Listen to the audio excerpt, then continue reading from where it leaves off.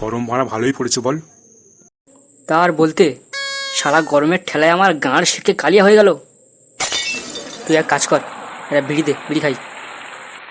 আরে ভাই বলিস না, বিড়ির প্যাকেটটা তো ক্যাবলার কাছে। বোকাচোদা কালকে বিড়ি খেয়েছে আর বিড়ি প্যাকেট নিয়ে চলে গেছে।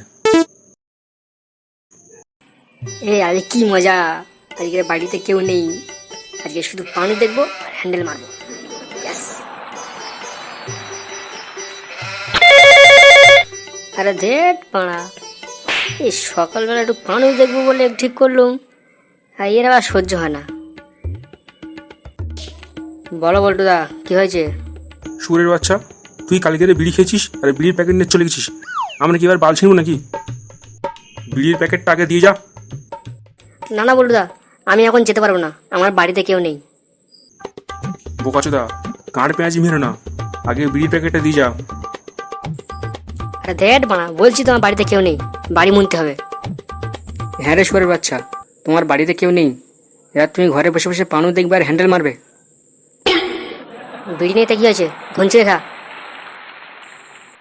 শোন, আমি যদি বিড়ির প্যাকেট না পেয়েছি তাহলে তোর লেওড়া পিছন থেকে ঢুকিয়ে গাঁড়ে গুঁজে দেবো। তের বানাগুলো রাখতো। কই ভালো দেখে একটা পানো ভিডিও দাও দেখি, দেখে একটু হ্যান্ডেল মারি। কি ব্যাপার, এরকম আওয়াজ কোথা থেকে আসছে?